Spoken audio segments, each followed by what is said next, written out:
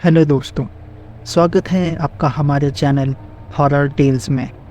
तो चलिए शुरू करते हैं आज एक नई कहानी के साथ। यह कहानी शेखर की है, जिसका सपना एक डायरेक्टर बनने का था।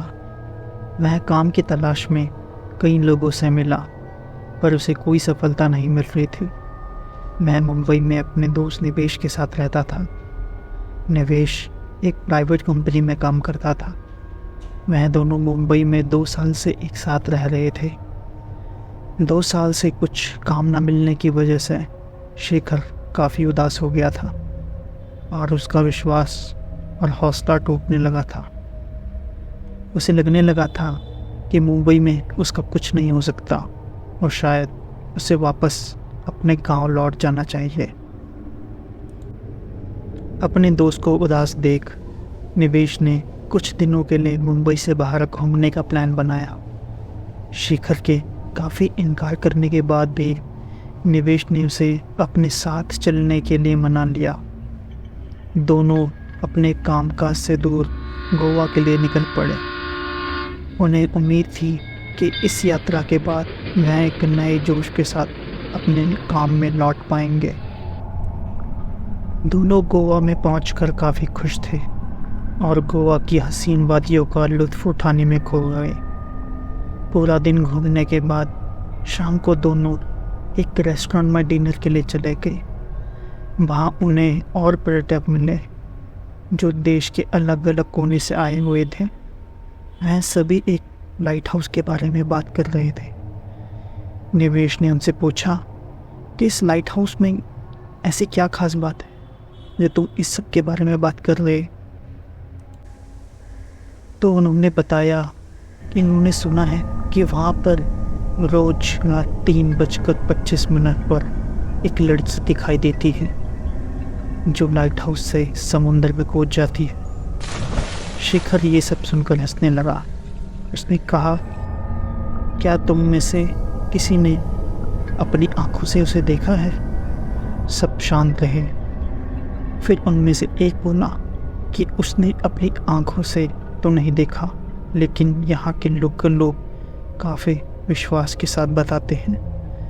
इस पर शेखर बोला, यह सब उनका भ्रम है और कुछ नहीं। दोनों खाना खाकर अपने होटल की तरफ निकल पड़े तो शेखर ने देखा निवेश काफ़ी चुपचाप है और किसी बारे में सोच रहा है। शेखर ने उससे पूछा, क्या बात है?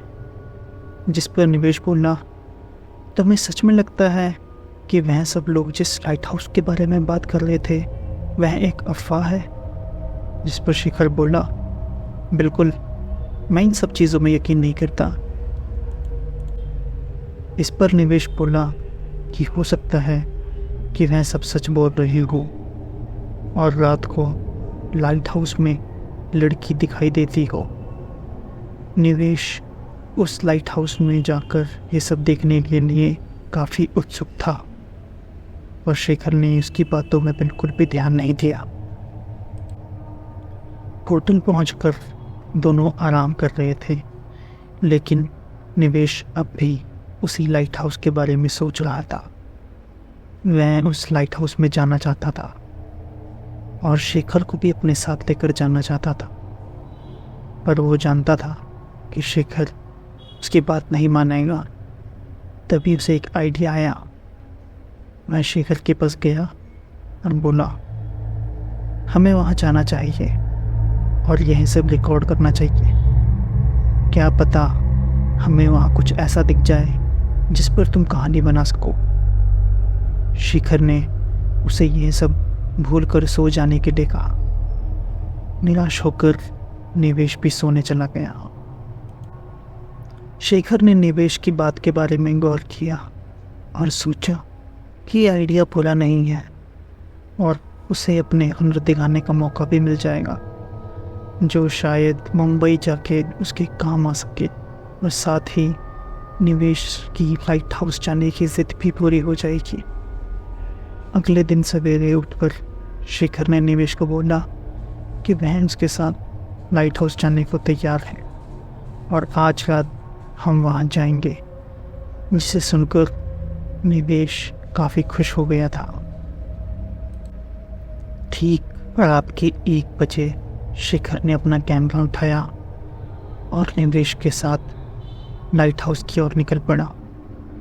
लाइट हाउस पहुँचकर दोनों सीढ़ियाँ चढ़कर ऊपर जाने लगे। ऊपर पहुँचकर वह दोनों कैमरा लगाकर एक दीवार के पीछे छिपकर बैठ गए और 3:25 बजने का इंतज़ार करने लगे।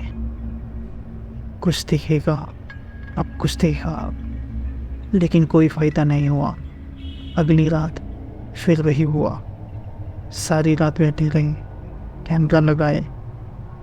समुद्र की लहरों और तेज सरसराती हवाओं के सिवा कुछ ना तो दिखाई दिया और ना ही सुनाई दिया।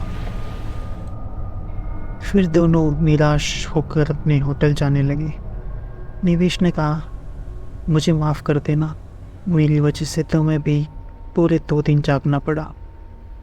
तुम सही कहते थे, यह सब लोगों द्वारा फैलाई गई एक अफवाह है। वह अपने होटल की तरफ जा रहे थे, तभी रास्ते में शिखर के दिमाग में एक गजब की तरकीब निकली। शिखर ने निवेश को कहा, क्यों ना वह अपने एक दोस्त की मदद लें। निवेश ने पूछा, क्या मतलब? तो शिखर ने कहा, क्यों ना उसी लड़की की तरह के कपड़े पहनाकर अपनी दोस्त को वहाँ से कुदवाकर वह एक अच्छी वीडियो रिकॉर्ड कर लें। निवेश को लगा इसमें काफ़ी खतरा है और उन्हें ये नहीं करना चाहिए। तो शिखर ने बोला कि उसे एक अच्छी स्टोरी डायरेक्ट करने का मौका फिर कभी नहीं मिलेगा, पर वह ये सब तभी करेगा जब वो उसका साथ देगा। दोस्त की मजबूरी के आगे निवेश हार गया और उसके प्लान में उसका साथ देने को तैयार हो गया। फिर दोनों ने अपने दोस्त को इसमें शामिल कर लिया। क्योंकि उनकी दोस्त को अच्छी तरह से तैरना भी आता था, तो वह समुद्र से तैरकर बाहर भी आ सकती थी। उन्होंने अपनी दोस्त को कॉल किया और किसी तरह उसे मना लिया और समय पर पहुंचने के लिए बोल दिया। प्लान और वक्त के मुताबिक वह दोनों निकलकर 1 घंटा पहले लाइट हाउस पहुंच गए और कैमरा सेट कर लिया। फिर उनकी दोस्त भी सही टाइम पर वहां पर आ गई, तो दोनों ने कैमरे का फोकस उसी पर डाला। उसकी दोस्त वैसे ही उसी लड़की की सुनी सुनाई कहानियों की तरह धीमे धीमे आखिरी 4 सीढ़ियाँ चढ़कर खिड़की तक गई और एक लंबी डरावनी चीख मारकर पानी में कूद गई। वीडियो असली लगी ये दिखाने के लिए शिखर ने अपने कैमरे को हिला दिया और वीडियो रिकॉर्ड कर लिया। शिखर काफ़ी खुश हो गया। आखिर उसे वह वीडियो मिल चुकी थी जिसके लिए वह 3 दिन से मेहनत कर रहा था। तभी अचानक उसे उसकी दोस्त का फ़ोन आया। शिखर ने फ़ोन को देखकर सोचा कि उसे कम से कम 15 मिनट तो लगेंगे किनारे तक पहुंचने में। शिखर ने फ़ोन उठाया और अपने दोस्त से बात की। उसकी दोस्त ने कहा कि उसकी गाड़ी ख़राब हो गई है और वो किसी तरह जल्दी से जल्दी वहाँ पहुँचने की कोशिश करेगी। शिखर ये बात सुनकर हैरान रह गया। शिखर कुछ समझ पाता उससे पहले मैं भागकर अपने दोस्त के पास पहुंचा और वीडियो को देखने लगा। और वीडियो में कुछ अजीब सी परछाई रिकॉर्ड हुई थी। कुछ समय बाद वहाँ पर अजीबोगरीब हरकतें होने लगी, जिसके कारण मैं दोनों डर गए और लाइट हाउस से बाहर निकलने की कोशिश करने लगे। समय बीतता गया। जब सुबह हुई तो उस बुरी आत्मा का असर कुछ कम हुआ। तब जाकर वह उस लाइट हाउस से बाहर निकले। लाइट हाउस के बाहर आने के बाद जब उन्होंने लाइट हाउस की ओर देखा तो वह लड़की लाइट हाउस की खिड़की के पास खड़ी हुई थी और उन दोनों को ही देख रही थी। शिखर ने उसकी आंखों में देखा। उसकी आंखें निराशा से भरी हुई थी। उनको देखकर ऐसा लग रहा था मानो उसे किसी ने धोखा दिया हो। शिखर यह सब देख के चौंक गया। तभी निवेश वहाँ आ गया और उसे वहाँ से जल्दी चलने को कहने लगा। अपने होटल की तरफ जाते हुए शिखर उसी लड़की के बारे में सोचता रहा। मैं उस लड़की की आंखों को नहीं भूल पा रहा था। अगले दिन वह मुंबई जाने के लिए अपना सामान बांध होटल से निकलने लगी। तभी शिखर ने अपने होटल के रिसेप्शनिस्ट से पूछा कि क्या उसे लाइट हाउस वाली लड़की के बारे में कुछ पता है। उसने अपने कैमरे से वीडियो रिसेप्शनिस्ट को दिखाई, जिस पर वह बोला कि हाँ, उस लड़की को जानता है। उस लड़की का नाम प्रीति है। यह सुन शिखर हैरान रह गया। उसने पूछा कि उस लड़की का नाम कैसे पता और वह उसे कैसे जानता है। इस पर रिसेप्शनिस्ट ने बताया कि प्रीति उसके घर से कुछ ही दूरी पर रहती थी और एक अच्छी नौकरी के लिए मुंबई जाना चाहती थी। पर यह बात उसके परिवार में उसके पिता और भाई को बिल्कुल पसंद नहीं थी और वह नहीं चाहते थे कि उनकी बेटी मुंबई जैसे शहर में जाए। तो एक दिन वह उन्हें बिना बताए घर छोड़कर मुंबई चली गई। उसके बाद किसी को उसकी कोई खबर नहीं मिली। जब लोगों ने उसके परिवार वालों से प्रीति के बारे में पूछा तो वह हमेशा यही कहते थे, उन्हें नहीं पता कि वह कहाँ चली गई और उनके लिए वो मर चुकी है। पर जब कुछ दिनों बाद किसी ने प्रीति को लाइट हाउस में देखा तो पहले तो किसी ने इस बात पर विश्वास नहीं किया, पर जब एक एक कर काफ़ी लोगों ने उसे वहाँ देखा, सब हैरान रह गए। रिसेप्शनिस्ट बोला, किसी को इस बात का नहीं पता था प्रीति का भूत उस लाइट हाउस में क्यों दिखता है, पर पूरे गांव को लगता है कि शायद प्रीति के परिवार वालों को उसके घर से भाग जाने का पता चल गया था और गुस्से में उन्होंने उसे मारकर लाइट हाउस से नीचे समंदर में फेंक दिया था। इसलिए प्रीति लाइट हाउस से चिल्लाते हुए समंदर में कूदती हुई दिखती है। शेखर ने उससे पूछा, क्या किसी को उसकी लाश नहीं मिली? इस पर रिसेप्शनिस्ट ने बताया कि प्रीति के लाइट हाउस में दिखने के बाद गांव वालों ने पुलिस के साथ मिलकर काफ़ी खोज की, लेकिन प्रीति का कुछ भी पता नहीं चल सका।